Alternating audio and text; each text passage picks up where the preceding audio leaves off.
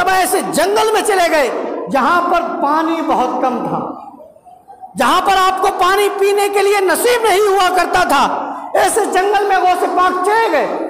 جب آپ وہاں چلے گئے تو پانی پیے ہوئے غوث اعظم کو کئی دن ہو گئے تھے، پیاس کی شدت تھی۔ اچانک دیکھتے ہیں کہ ایک بادل آپ کے سر کے اوپر آ جاتا ہے اور اس سے بارش ہونے لگتی ہے۔ جب بارش ہونے لگتی ہے حضور غوث پاک اس سے پانی پیتے سیراب ہوتے ہیں۔ جب سیراب ہو جاتے ہیں تو اس بادل کے اندر روشنی ہوتی ہے اور ایک صورت نظر آتی ہے اور اس بادل سے آواز آتی ہے، اے عبد القادر میں تمہارا خدا ہوں۔ کیا کہا؟ اے عبد القادر میں تمہارا خدا ہوں اور آج یہ اعلان کرتا ہوں کہ آج تم پر دنیا میں جتنی حرام چیزیں تھیں وہ حلال کر دی گئی ہے۔ کیا کہا؟ دنیا میں جتنی حرام چیزیں تھیں حلال کر دی گئی ہے۔ غوث اعظم نے جب یہ والی بات سنی، غوث اعظم نے فوراً پڑھا اعوذ باللہ من الشیطان الرجیم۔ جیسے ہی آپ نے یہ پڑھا تو وہ جو بادل تھا وہ دھوئے میں تبدیل ہو گیا، اور وہ جو یہ کہہ رہا تھا کہ میں خدا تھا، اصل میں وہ شیطان تھا۔ کیا تھا وہ؟ کیا تھا وہ؟ ایک پوائنٹ آپ کو اس میں بتا دوں، ایک نقطہ اس میں آپ کو بتا دوں، جو لوگ یہ کہتے ہیں کہ اللہ ہی کرنے والا ہے، نہ اللہ کے رسول کچھ کر سکتے ہیں نہ اللہ کے ولی کچھ کر سکتے ہیں، اب ایمان سے بتاؤ یہ جو بادل آیا تھا کون تھا؟ آواز نہیں آئی مجھے۔ کون تھا؟ شیطان تھا۔ اور کیا رہا تھا؟ بارش برسا رہا تھا۔ کیا؟ بارش برسانا کام کس کا ہے؟ اللہ کا۔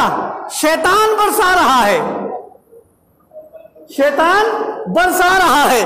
اب ذرا سوچو، اللہ کا دشمن شیطان، کیا آج آپ کچھ بھی کر لے، کوئی انسان چوری کر لے اس کو پکڑو، شیطان نے بہکا دیا تھا، کوئی زنا کر لے پکڑو، شیطان نے بہکا دیا، کوئی گالی دے لے پکڑو، شیطان نے بہکا دیا تھا۔ تو سارا کا سارا جو کوئی انسان کرتا ہے کس کے اوپر بھانڈا پھوڑتا ہے؟ شیطان کے اوپر، کہ شیطان نے کروایا ہے۔ اب آپ مجھے بتاؤ، شیطان اتنا ذلیل کہ اللہ نے اس کو اپنے دربار سے بھگا دیا، قیامت تک اس پر لعنت ہوتی رہے گی، قیامت تک اس کے اوپر لعنت برستی رہے گی، لیکن آپ اس کی طاقت کا عالم دیکھیے کہ وہ بادل بن رہا ہے، بادل کے بعد پانی برسا رہا ہے، اور ذرا سوچو کہ اللہ کے دشمن کے پاس اتنی طاقت ہے تو اللہ کے اولیاء کے پاس کتنی طاقت ہوگی، اللہ کے ولیوں کے پاس کتنی طاقت ہوگی، اللہ کے نبی کے پاس کتنی طاقت ہوگی، اور جو امام الانبیاء ہمارا نبی ہو اس نبی کے پاس کتنی طاقت ہوگی۔ ذرا سمجھو یار، جو لوگ کہتے ہیں کہ اللہ کے ولی کچھ نہیں کر سکتے، میں کہا ہو تیرا عقیدہ تو شیطان سے بھی کمزور ہے، تیرا عقیدہ تو شیطان سے کمزور ہے بھائی۔ دیکھ شیطان بارش برسا رہا ہے، شیطان بارش برسا رہا ہے، اور تیرا عقیدہ دیکھ کیسا ہے کہ اللہ کے ولی کچھ نہیں کر سکتے۔ بہرحال غوث اعظم نے پڑھا اعوذ باللہ من الشیطان الرجیم تو وہ دھوئے میں تبدیل ہو گیا، اور تبدیل ہونے کے بعد شیطان نے کہا عبد القادر آج تو تجھے تیرے علم نے بچا لیا، ورنہ یہ ایسا موقع تھا کہ جہاں پر میں نے 70 ولیوں کو گمراہ کر دیا ہے۔ کتنے؟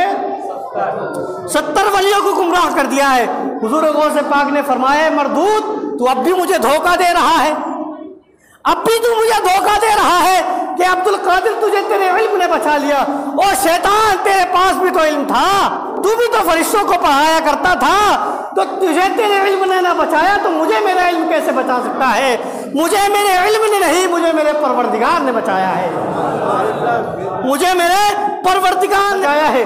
تو لوگوں، ہم اس عبد القادر جیلانی کو ماننے والے ہیں، اس پیران پیر کو ماننے والے ہیں۔ کوئی بھی اللہ کا ولی ہوگا وہ شریعت کے خلاف کام نہیں کرتا ہوگا۔ یہاں پر غوث پاک نے بات کیسے سمجھی کہ یہ شیطان ہے؟ کیونکہ اس نے کیا بات کہی کہ آج سے آپ پر جو حرام چیزیں وہ حلال کر دی گئی۔ یاد رکھنا قیامت تک کبھی بھی کسی پر حرام چیزیں حلال نہیں ہو سکتی ہے۔ کیا؟ قیامت تک کوئی بھی حرام چیز حلال نہیں ہو